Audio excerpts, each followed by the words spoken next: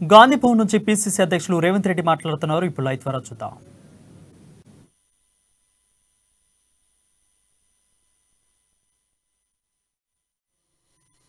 శ్రీమతి సోనియా గాంధీ గారు నన్ను నియమించడానికి నేను ఎప్పటికీ కృతజ్ఞతుడిగా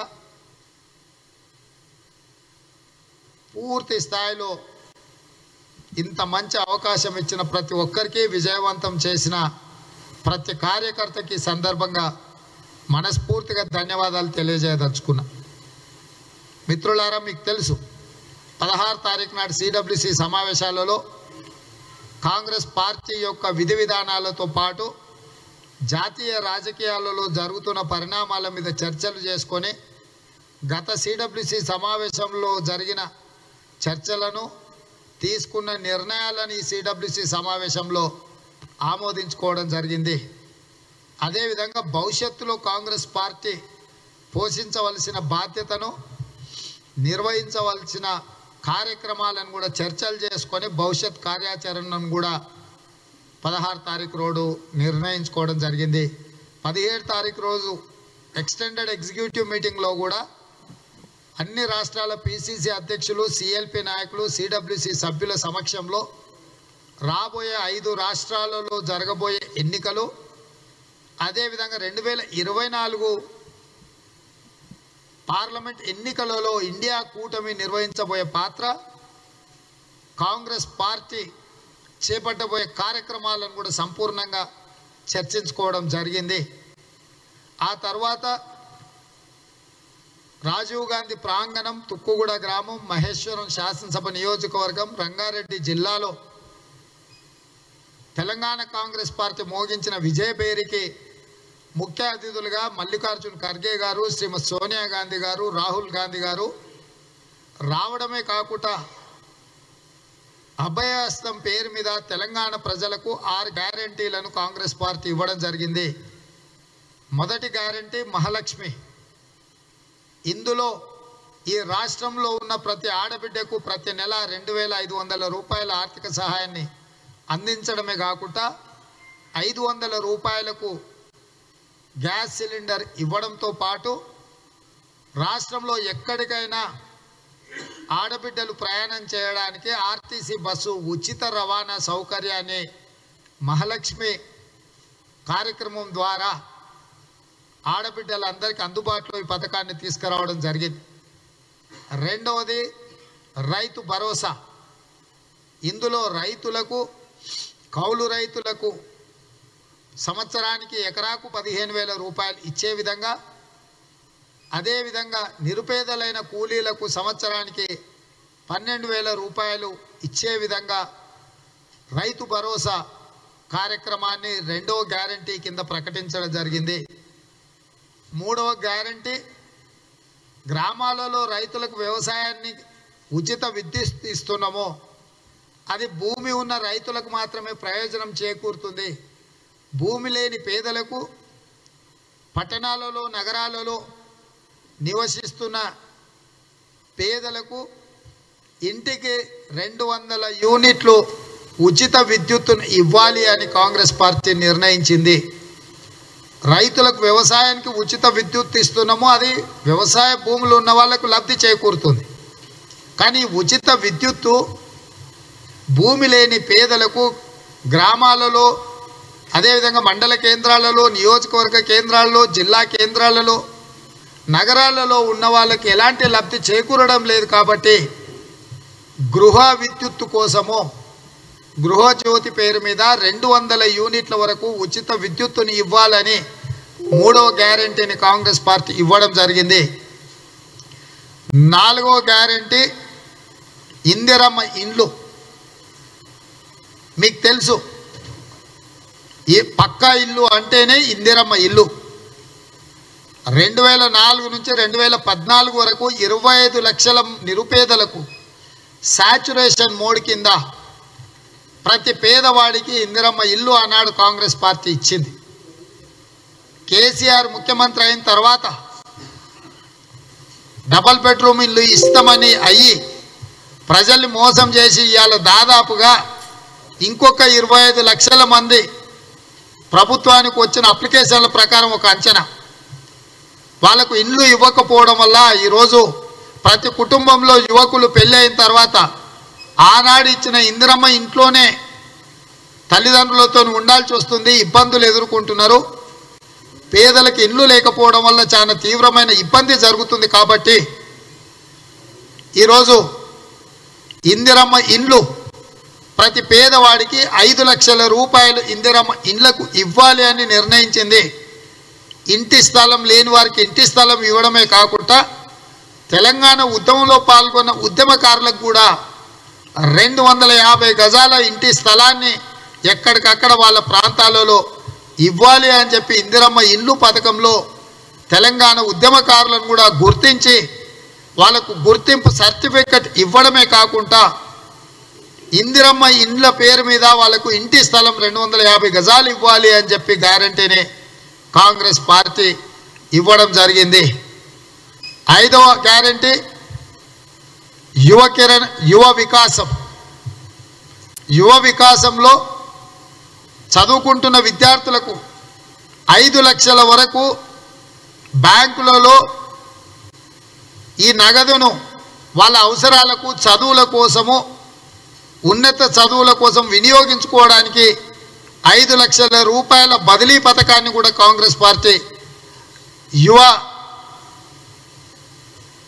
వికాసం పేరు మీద ఈరోజు కాంగ్రెస్ పార్టీ యువకులకు చదువుకునే విద్యార్థులకు తల్లిదండ్రుల మీద ఆధారపడి ఫీజులు కట్టడానికో చదువుకోవడానికి పుస్తకాలు కొనుక్కోవడానికో సాంకేతికపరమైన విద్య చదువుకోవడానికి కంప్యూటర్స్ ల్యాప్టాప్లో కొనుక్కోవడానికి ఇబ్బంది పడకుండా ఉండడానికి 5 లక్షల వరకు వాళ్ళు ఈ కార్డు ద్వారా వినియోగించుకునే విధంగా యువ వికాసం పథకాన్ని కాంగ్రెస్ పార్టీ తీసుకొచ్చింది. 6వది మీకు తెలుసు, పేదలందరికీ ఆనాడు 2004లో 200 రూపాయల ఆసరా పెన్షన్ ఇస్తామంటే ఆ రోజు అందరు నవ్విండ్రు, ఎలా సాధ్యమని.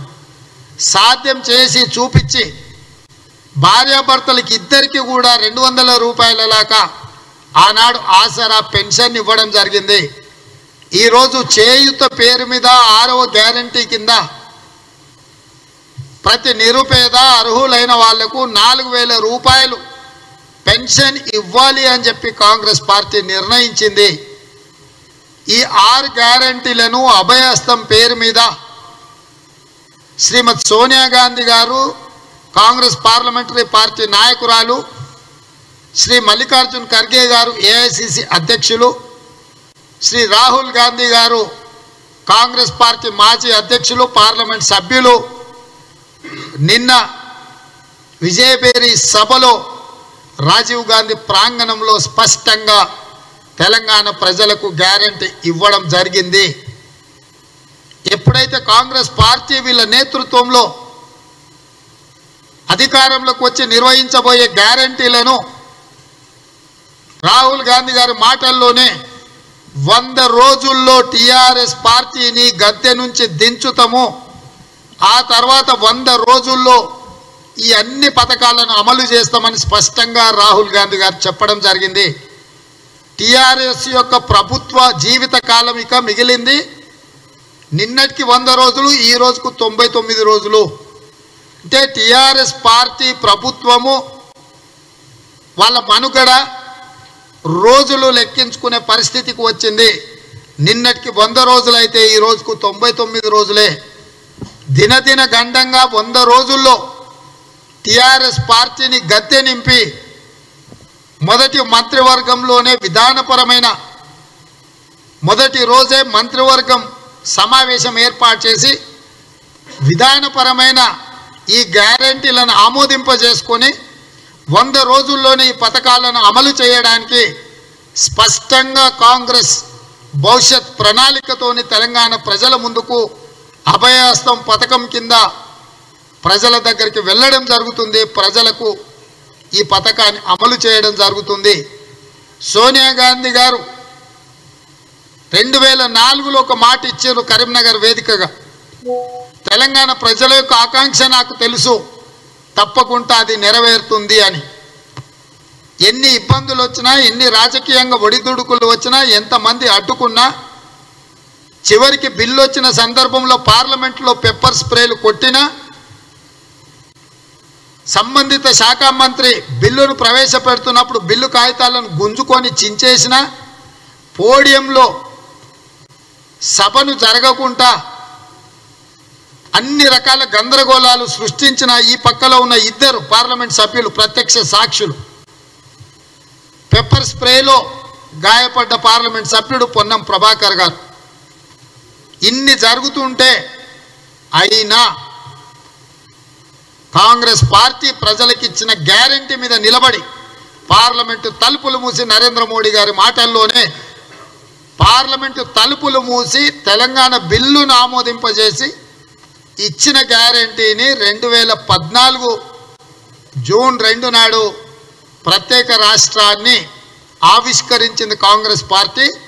యూపీఏ ప్రభుత్వం, ఆనాటి ప్రధానమంత్రి మన్మోహన్ సింగ్ గారు, ఆనాటి యూపీఏ చైర్పర్సన్ శ్రీమతి సోనియా గాంధీ గారు ఇంత త్యాగం చేసి ఇన్ని రకాల ఒడిదుడుకులను ఎదుర్కొని తెలంగాణ ప్రజలకు, పేదలకు, దళితులకు, గిరిజనులకు, మైనారిటీలకు, మహిళలకు, విద్యార్థులకు, నిరుద్యోగులకు, ఉద్యమకారులకు, అమరవీరుల కుటుంబాల యొక్క ఆకాంక్ష 60 సంవత్సరాల పోరాటాన్ని శ్రీమతి సోనియా గాంధీ గారు సాకారం చేసి సెప్టెంబర్ 17, 2023 నాడు 16, 17, 18 తెలంగాణ రాష్ట్రానికి వస్తే రాష్ట్ర ప్రభుత్వం రాజకీయాలకు అతీతంగా ప్రభుత్వ అధికారిక లాంఛనాలతో వారికి స్వాగతం పలికి గౌరవించి లక్షలాది మంది సమక్షంలో తెలంగాణ తల్లిని మనం చూడలేదు, తెలంగాణ తల్లితో సమానమైన సోనియమ్మను గౌరవించి ఉంటే రాజకీయ విజ్ఞత టీఆర్ఎస్ పార్టీకి, కేసీఆర్కు ఉందని ఈ సమాజం భావించి ఉండేది. అలా చేయకపోను కేటీఆర్, హరీష్, ప్రశాంత్, రకరకాల బంట్రోతులందరూ బయటకు వచ్చి కాంగ్రెస్ పార్టీని, సోనియా గాంధీ గారిని నిందించడం జరుగుతుంది. వారంటీలని, గ్యారంటీలని ఒకడంటాడు, కాంగ్రెస్ నమ్మేది ఎవడని ఇంకొకడు అంటాడు. కాంగ్రెస్ సిడబ్ల్యూసి అంటే కరప్షన్ కాంగ్రెస్ అని ఏందో వాడికి తోచిన పోస్టర్లు వేస్తున్నామని ఇంకొకడు అంటాడు.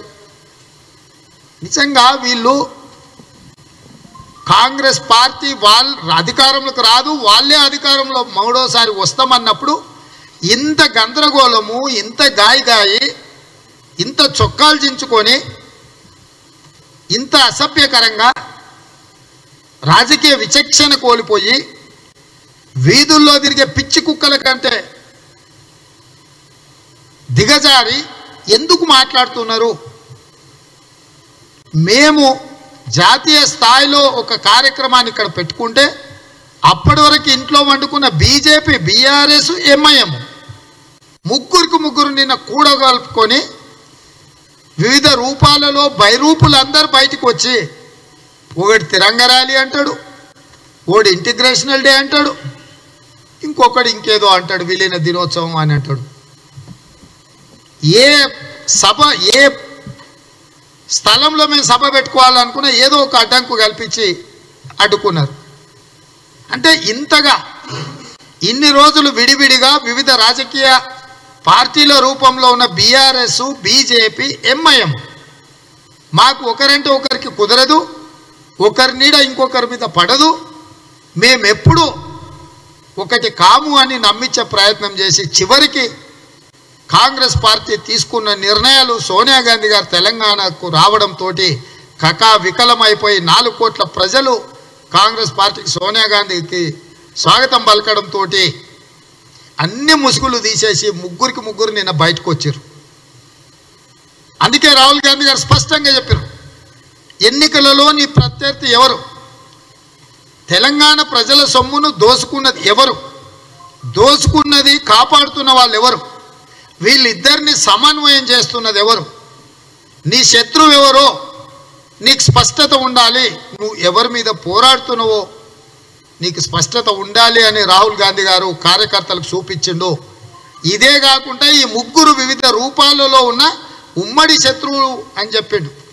ఈ ముగ్గురు వేరు కాదు, పంపకాలు వచ్చినప్పుడు ముగ్గురు వేరుగా కనిపిస్తారు, కాంగ్రెస్తో కొట్లాడాల్సి వచ్చినప్పుడు ముగ్గురు కలిసి వచ్చి కొట్లాడతారు.